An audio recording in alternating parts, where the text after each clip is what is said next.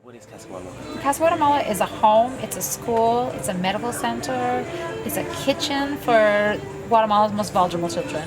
And in 40 years, we have gone from, being an orphanage, a home for malnourished children during the Civil War, kids that were abandoned or orphaned during that Civil War, to moving here to Rio Dulce, where we were able to take in the kids that we had under our legal guardianship and provide them with that home and that education, and at the same time for the rural indigenous communities that we are living within, and offering them the same opportunities that we were offering to our kids that were under our legal guardianship.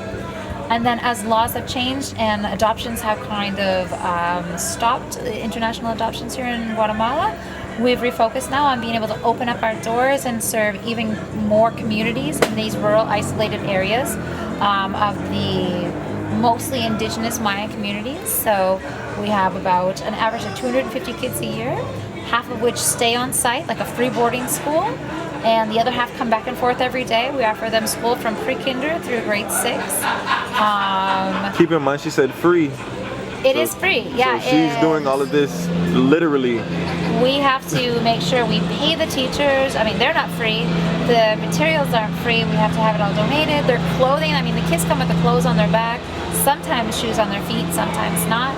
I mean, we're just taking on the responsibility of these kids. Right. And I'd highlight that because some people don't really understand what it really it's not like the government's giving us money. We'd like that. I'm pushing towards that. I'd like to have where we get some funding from the government as far as being like a subsidy for us to be able to pay with our teachers, just so we can kind of like make sure that we have that stability of knowing that we have that funding coming in. But at this time, we have an organization in the U.S., we have an organization in Canada, and an organization here in Guatemala. They're all registered charities. So those 3 organizations raise funds for the work that we do, and then that all kind of comes together here so that we can provide the services that we do. And what do you see for Casa Guatemala in the future?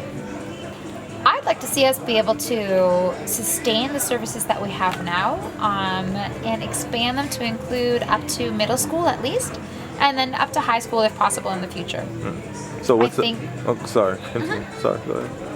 I think that like it's great to be able to have the kids up to grade 6, but the reality is of where we are and the level of poverty that we're working is like if we can't secure scholarships for a lot of those kids, there's some of them that won't get further than grade 6. And then you've got, kids that are all of a sudden girls that they get married off when they're like 16, 15, which is better than 14 and 13, which it may have been like a generation ago.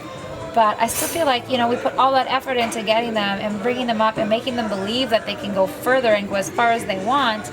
But the reality is their parents don't have the money to put them into high school. There's no high schools in their communities.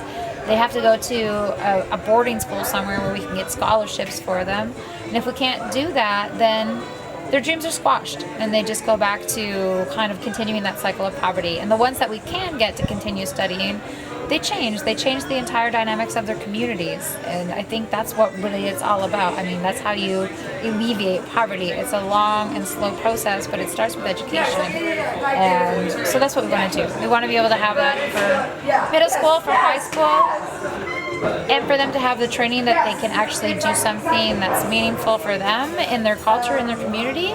That's not necessarily going to mean that they all just have to leave their communities and go and live in the city because that's where you can get a job when you have an education. I'd like to be able to have the communities grow with them as their education level grows, that their opportunities grow within the community. So it's kind of interesting because we have that community right beside us where we've seen the change in the parents' level of what they want as far as education for their kids and the importance of it. Now we see parents who when they were kids in Casa Guatemala were their parents didn't mind if they went to school, if they stayed home. It was and you hear it all the time, well, the kid doesn't want to go to school. It was well, you're the parent though, and you're the one that has to set the rules and the guidelines. It's they don't see it, they don't have the same, it's not even that they're being bad parents, they just see it's well, if he doesn't want to, and I don't see the value in it, then why should he have to go? He could be much more helpful for me. Like, I'll take him to work every day, and I'll teach him how to really, like, get by as I know how to get by. So now you have like 3 generations. That's the thing, is just getting by. Yeah. That's where the level of that's where they are. They are is subsistence, everything. Like, grow their corn, and that's what they have to live off for the year. A few times a year, they'll have some to make their tortillas. They'll have some to sell. They'll buy other things.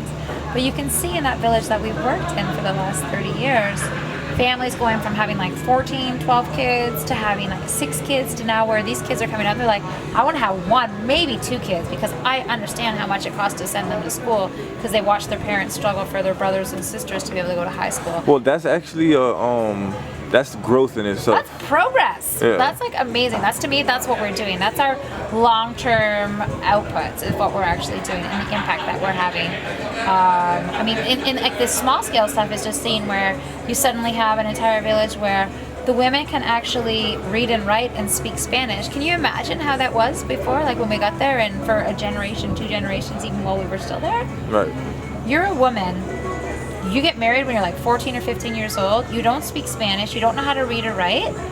You're stuck with that guy. There's nothing you can do. This is the guy that you have. You're dependent on him. And he just keeps, getting you pregnant, and you have all of these kids. You have no options. You're just going to have to grin and bear it. You have nowhere to go. You have nothing to do. And, hopefully you're lucky and you have a good guy that doesn't go and like drink away the 1 paycheck he gets every once in a while. But, I mean, they're so completely not in control of their own lives. Whereas now when these girls are getting an education, and you can see it in like the levels of kids that have come through, the girls now that are parents, that are young parents, that have the babies, all the ones that were standing on the side there, they have it in their minds like, nope, I'm gonna have 2. They come to the clinic, they want to get a shot of birth control. They they know what they want, and they understand why it's important, and they understand the value of an education for their kids. So to me, that's the long-term ripple effect of what we're doing. Like, we may have only educated that girl until grade 4, but she's for sure going to make sure that her kids go all the way through school. And that's progress in itself. And that's progress in itself. Maybe she wasn't able to, and maybe she didn't have that opportunity, or, she decided that she didn't want to, and the family was like, well, I guess, it's a greater risk to have you in the house, and maybe one day you're going to just screw up and end up pregnant and single. But for them, I think more culturally, it's like, okay, well, if you don't want to school and you're like, grown up, we'll match you together, and you can start, being a couple, which is now illegal here. It's just changed in the last 2 years, where marriage under the age of 18 is now illegal, because in the past it was completely normal. It's crazy. So many people don't know this. Well, like the mind, like the minds and the faces in my mind that just it's just scrolling, just don't know, just it's crazy, because I didn't know. I think we're in a really kind of small little isolated bubble here. I mean, specifically with the communities that we work, but I mean, it's universal here. And I think it's universal in anywhere where you have rural poor people living in a place where they don't have access to education and proper health care. You just have people that it's struggle. It's a constant struggle. And I think that our globalization in a very positive way is changing the way that people work, because you went to that village behind you, and they may have, thatched huts where they're living, but there's a satellite dish out front now, and they have a smartphone, so they're connected to the world, and that changes consciousness, and that changes who they are, and I think what they believe and what they're supposed to be. I did see that. Yeah, I thought it was like, I was like, is that a? It's very juxtaposed, but it's at the same time like that house has everything that they need, right? I mean, it has a good roof that keeps the rain out. The walls have airflow, so that when it's 40 degrees, they have like a breeze coming through. Right. They don't need anything. A lot of them have put cement floors in, and that kind of helps the sanitation. And they put proper latrines in and stuff like that.